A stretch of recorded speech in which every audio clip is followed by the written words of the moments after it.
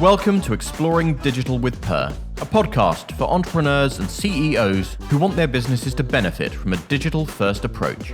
Hi, and welcome to another episode of Exploring Digital with Purr. I'm joined today by Melinda Nicci, who's the CEO of Baby to Body. Hi, Melinda. Hi, thank you for having me. Pleasure. Yes. So do you want to explain a little bit about what Baby to Body is and does? Sure. So, Baby to Body is a digital wellness platform for a woman with a baby on her mind. So, we deal with the whole reproductive phase of a woman's life, trying to conceive during pregnancy and post-pregnancy. And essentially, it's automated health and fitness personalized to a woman's stage wherever she is. So, it's basically putting a woman at the center of all of the content and information.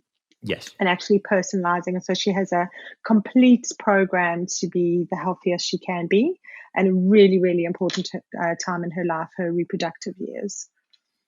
So if I understand correctly, this was a methodology and teaching that you've been doing for a number of years, but that's then coincided with a more recent trend in wellness and apps for delivering wellness sort of remotely. So how did that transition happen, and how recently did the app itself launch? Yeah, so I've been involved in women's health and fitness my entire life, pretty much. I came from South Africa, and I had a background in sport. I was an athlete my whole life, and then I was also a personal trainer. I had a nutrition qualification, and then later I got my degree in sports psychology. So I'm actually a sports and exercise psychologist as well. So I kind of had that mind, nutrition, fitness, that whole kind of mix.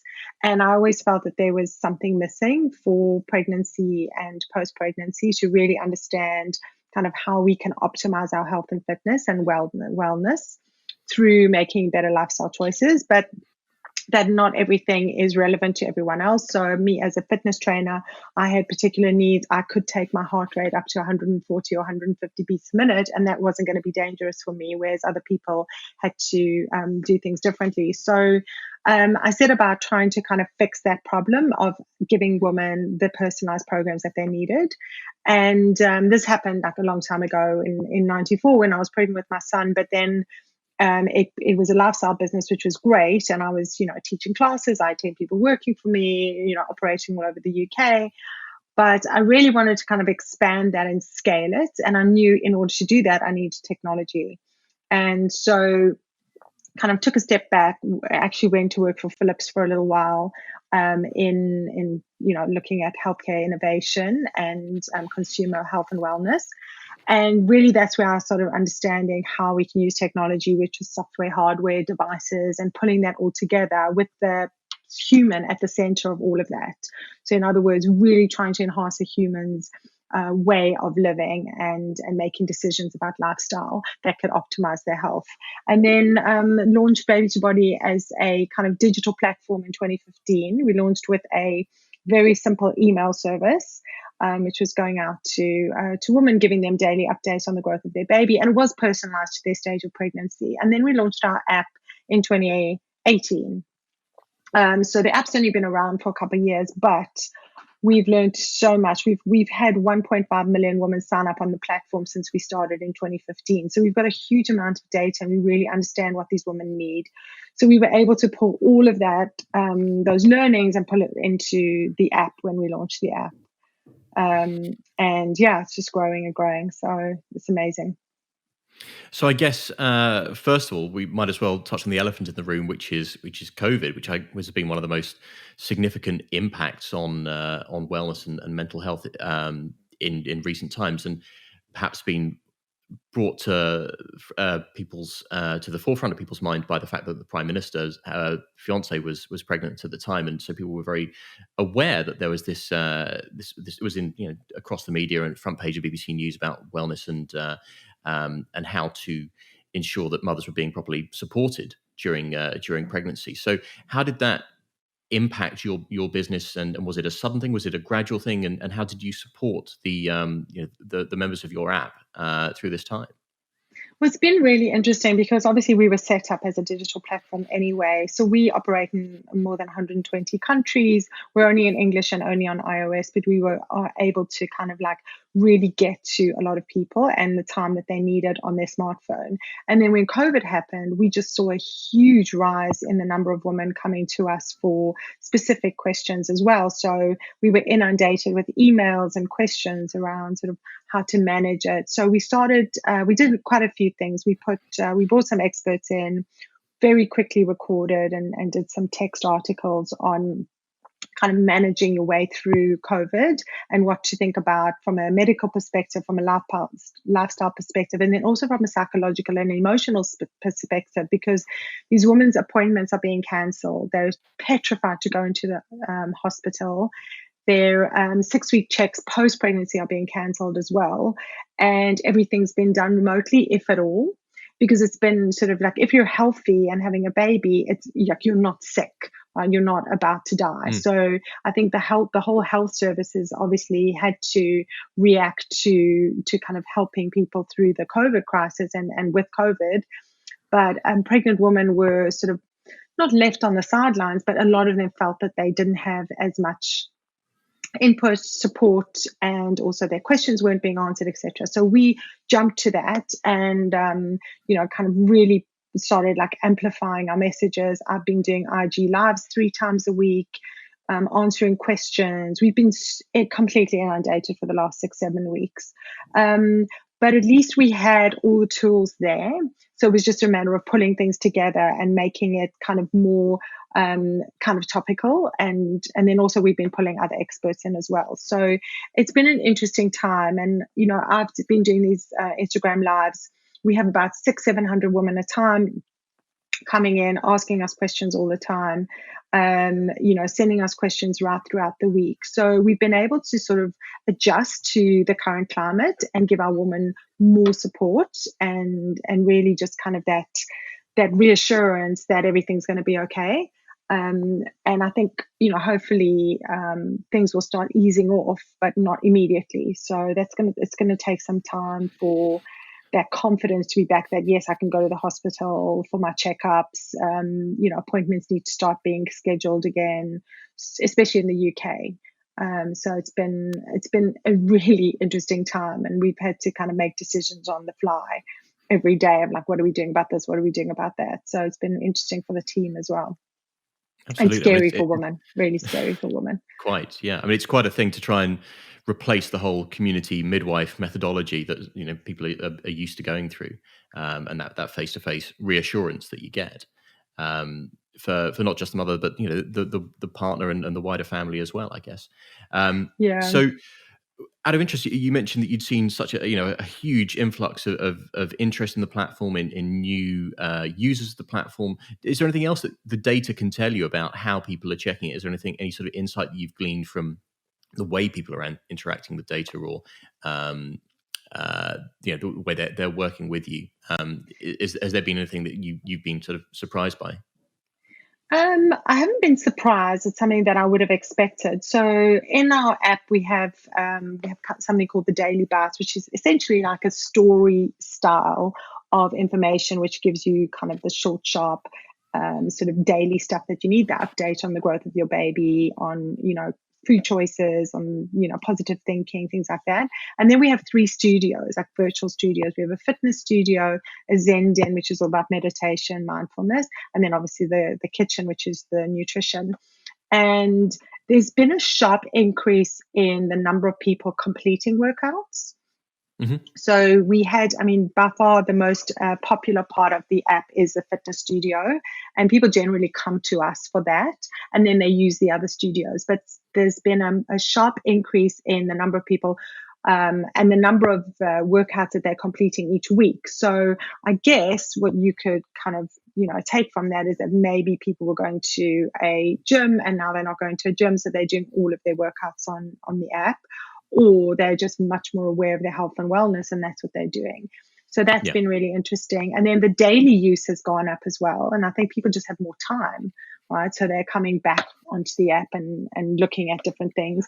And then interestingly, I was expecting sort of the Zen Den to be the place where people go for mindfulness and meditation, but actually it's the kitchen. So they're cooking a lot more. And I think that's That can be as That's good as mindfulness, I guess, or depending on yeah, your temperament. exactly. Yeah. And also, I think people have more time and not Yeah. going out to eat. So, you can see because you can't get flour anywhere. The UK has just started baking. It's like a baking like frenzy at the moment. So yeah, that's been really interesting. And we can also see trends, similar trends on our Instagram as well. And we've kind of introduced some kind of more raw, edgy sort of stories, like personal stories. We did a blog post on personal stories around C-section during COVID last week, which was just like went viral. It was crazy. So, out of interest, how does the sort of technical management of your app and platform work? Is that an internal team? Are you working with an external agency? How has it grown for you? No, we do everything internally. So Yeah. initially, when I started the company, obviously it was just myself and a PowerPoint presentation and lots of ideas, Mm. and then slowly built a team. So initially, our first iteration of the app we did with an agency, and then I kind of hired a tech team, and now we do it all in house. So we do everything in house. We do the content. We bring in sort of experts, instructors, people to help us create the content, but then we kind of manage that internally. But in fact, we're looking at so the tech's all done in house, definitely, and that's not going to change. But we're looking at different ways of working with external experts because obviously we can't bring them into a studio and No. record them. So we're looking at sort of how do we do this remotely and let them do their own recording and then send it to us, and we can pull it together in a way that we need to. So The we've same had to kind of challenge we faced earlier. yeah, exactly. Exactly. I'm like, how do you make this work in a seamless way, like, and making sure that everybody does what they need to and it's the right quality. But I think that's another interesting thing is like our users have always been very kind of picky about quality, right? Like the videos need to be sharp and clear. But I think this whole Everyone's got a little more experience. forgiving. Exactly. Like now it's hilarious if you see people's like, rainbows in the painted on the back of them sitting in their kid's bedroom doing a conference call. It's kind of like fun. I did an investor pitch the other day and the guy was clearly in his child's nursery, with little hanging lights in the corners. It was just hilarious. It's like this would never have been okay like 4 months ago. Like there's no, even 8 weeks ago, there's just no chance it would have been acceptable. But I think, yeah, everyone's forgiving and we're all trying to do our best. So it's actually, I think it's a great shift because people are really focusing on what's important and the actual content is important, right? If it doesn't look as sharp as it could, or if there's some kind of connection problem, then they just come much more forgiving. So it's going to be interesting to see how that kind of carries on, and if people go back to expecting like high quality everything, or if that's going to be a new normal. Or So whether there's just flexibility. But you yeah. mentioned before the call that before all of this, you'd been very committed to having an office, and that it was part of your routine, and that you felt like you were very productive there. How did that work when you had to transition the team to that remote working model? And I guess especially the technical team, because I my impression from talking to a number of business owners is when they're having to suddenly lose connection with the people who work on the bones of the technical side, they like to be able to see it physically, and it's quite hard sometimes to be sort of reassured that it's going the way you want it to. Yes, I think that was the biggest struggle, but for me personally, out of everyone in the team. So because, I'm kind of the business side as the CEO, I've got a CTO who deals with the tech team, and they were used to having one of them remote. So our lead developer was remote anyway. So they had a structure where they would check in every single day, but it was reassuring for me 100% to see them, to like walk past the desk and see what they were doing, or, to get a quick demo. And now that has to be scheduled in. We have to make an Mm. appointment, like a time. Can we show you something? So I felt quite disconnected from what was going on. And I was struggling with that as CEO. And then with the other part of the team, which is kind of content and marketing, we've got one person in New York who's kind of VP content. So she is used to working remotely. So, and then in the middle of everything, we had a new starter for marketing. So it's the first 2 weeks, I think, was a big adjustment, and we put in place things that made me feel comfortable, that made me feel more connected to the team without bothering them too much. Because the first few days, I was like, I kept going on to Slack, going, guys, what's going on? Leave us alone. We're working. Almost. It didn't quite say that. It was almost. So we put in some check-in times. We do a sign-off call every evening, and kind of, we've got into a rhythm now where we know what's going on. I do a call every morning with a couple of people in the team as well, just planning on what needs to be done for the day. So it's now into a really nice rhythm, and I feel super comfortable about it. I know what's going on. We have our leadership team meeting once a week. So I think it's actually working really well. So I don't know about sort of post this, what working life is going to be. I'm just not sure that we're going to go back to, 5 days a week in an office. I just don't know. I don't think Absolutely. so. It's hard to imagine it somehow. It only takes a couple of months to adopt a new habit, and somehow it's going to be this one might be harder to shake off. Yeah, I'm The other side I definitely was feeling healthier as well. I have more time yeah. to exercise, so that's a real plus for me. So the other side I wanted to ask about, because not only are you a business owner, but you're an entrepreneur, and you mentioned earlier that you were speaking to an investor about a pitch process. How have you found the wider sort of funding side of being an entrepreneur has been affected in recent months? And do you think that this is a time of opportunity or a time of concern for people who need to raise funds from investors for business?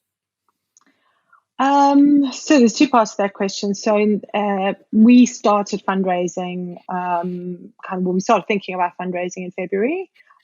Great timing. So in the middle of March, we've got financial advisors, and we were about to kind of kick off with a fundraise. So as soon as kind of these, COVID started kicking in, and I could see that there was going to be a period of time where we was a lot of uncertainty, I went to existing investors and asked for kind of a very small bridge round that I could just make sure that we had enough runway to see us through the end of the year. So I was really quick about that, got some money in initially, and then I was a little more relaxed about it. Okay, then thinking, okay, how do we then plan this fundraise? So I've given us a little bit more time, and then we started the fundraise a couple of weeks ago, and I'm finding that there's definitely money around, so there's definitely investors, kind of with money to deploy. However, I do feel that it's going to take a lot longer than we anticipated, and there's this sort of reticence about sort of really going for stuff, because there's a lot of uncertainty, right? So there's uncertainty in terms of their own portfolios, existing portfolios, of how much money they need and how much support they need, and then what they can deploy into new companies. So I think the process is going to take a lot longer. I personally feel that for companies that are kind of not COVID proof, but are sort of future proof in a way, that are creating something that people need, whether there's COVID or not. So I'm not saying that it needs to be a COVID related kind of solution, but it needs to be kind of, something that people need, regardless of whether there's COVID in the world or not. And I think that luckily we fall into that category. So I do feel that there is going to be money available for us. We've had some really positive meetings. We've definitely got a lot of interest, but I think there's also this sort of, okay, who's going to invest in someone that they've never actually met in the flesh? I don't know. Is that going to be a thing? Is it, are we going to end up having to meet in a park 2 meters apart and not sit in an office? I don't know. So these are all kind of new kind of hurdles and challenges that I think are going to come up. But the short answer in summary is yes, I think there's still opportunities. The world is still going to carry on. There are companies that are going to be kind of future proof and able to get, to withstand these crises, and get through it. And I think having sort of a very clear path and very, very true to what you're trying to achieve is really important as well.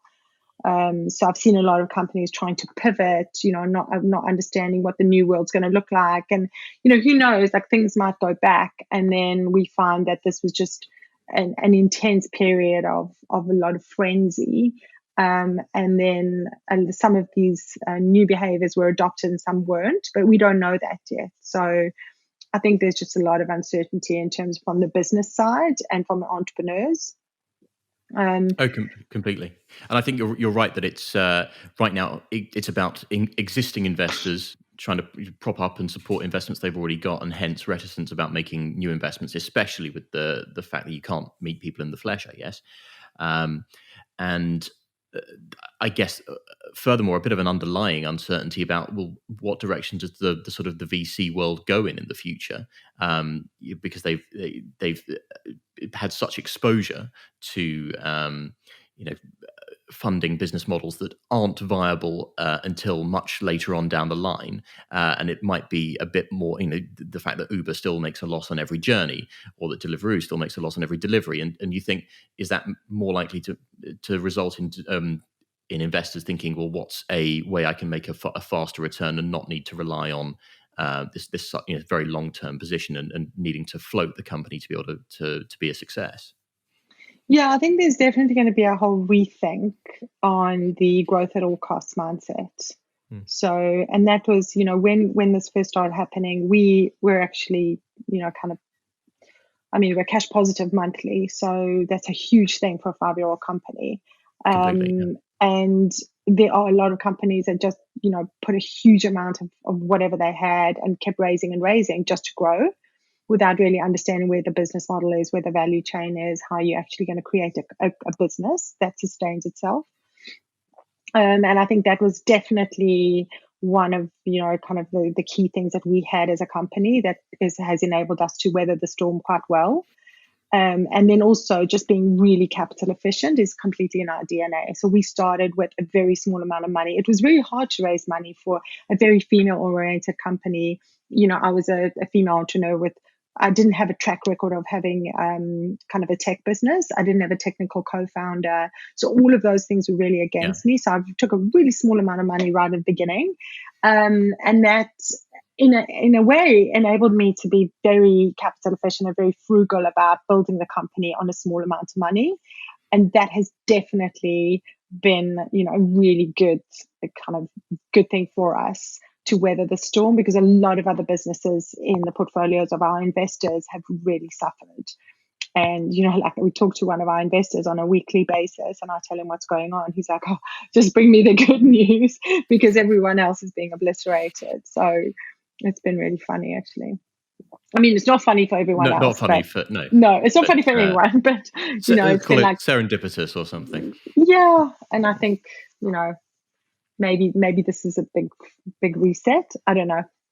Interesting times ahead, definitely.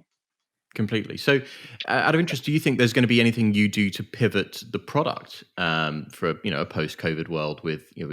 As you say, it's been surprising, not necessarily surprising, but well, you did say surprising how people were using the food part of the app more than the others. Do you think that's, as a result, something you'll focus on a little more, or are there any other product pivots that you've got in mind for how you might adapt? Yeah, so I've got loads of ideas, and looking at the data, it's we need to also let the data mature and see if was this a trend that was only for kind of during COVID 6 weeks, or is it a trend that's going to carry on? So obviously we're looking at it very closely and looking at the behavior of our users. But I do think though that the more personalization and the more kind of engaged you can feel and connection you can have with the user, that's what people want. So in the absence of, as you said earlier, those, the midwife visits, and also just seeing family and friends and, kind of that broader social support, I think we're going to be putting much more of that in the way of personalization, getting access to experts to speak to, just more reassurance and more support. That's definitely on our list. And then the more personalized we can make this, the better experience people have. So we're looking at, really personalizing it and kind of bringing in a lot of different data points, which is coming up in the next few months, which is super exciting. So Yeah, I think it's not really a pivot. It's just adapting to what people are pushing us for, really, and asking for, which actually was on the cards anyway. It was on the roadmap, but I think it's just brought it forward. Yeah, it just reprioritizes Yeah, exactly. the items on the list. Oh, fantastic! And it's great to 100%. hear that you've been so well positioned anyway, and the business was strong and viable in the first place. That really the biggest change was just having to adapt to massive new traffic, I guess. Yeah, that was a big thing. So we How had a did few how did the crashes. app scale when that happened? Were you able to react quickly enough?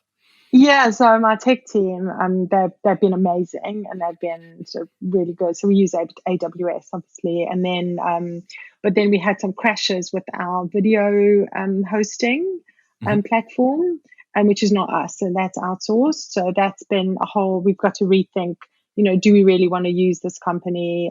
We've had so many crashes, and then obviously the end user thinks it's us, Yeah. and then writes like an awful review in the app store that we, 1 star. It's great, but it crashed. But Mm. yeah, and we can't exactly say, well, that's not our fault. So No. yeah, so we've had these growth issues. We've had, our analytics system also crashed last week because it was just there were too many people on it and there were too many Wow. instances. So we track, when people come onto the app, we track their behavior on the app. We also track the whole onboarding system, and so we can see when people sign up and when they drop off. So we need that data in order to make the right decisions, and also that drives a lot of our decisions in marketing. So are we Of course. finding the right people who are our super users, right? We want more like them. So we've had to kind of redo the analytics backend as well, which was a bespoke system. So there have been a few challenges. And then also we're actually bringing out the Trying to Conceive product in a couple of weeks. So that was supposed to be 2 weeks ago. So now we pushed that because we've had these kind of the growing pains of a huge amount more traffic on the app. Yeah, well, the trying to conceive thing, I think there could be a bit of a boom come the end of the year with everyone stuck at home. So, Yeah, definitely.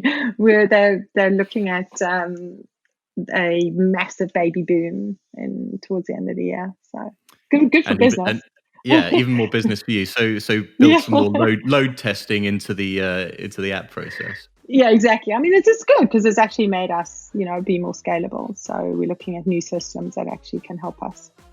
So Fantastic, yeah, it's interesting. brilliant. Yeah. Melinda, it's been fantastic talking to you, and best of luck with Baby to Body. Thank you so much. Thanks for having me. Pleasure. Thanks for joining us for another episode of Exploring Digital with Purr. We'll see you for the next one.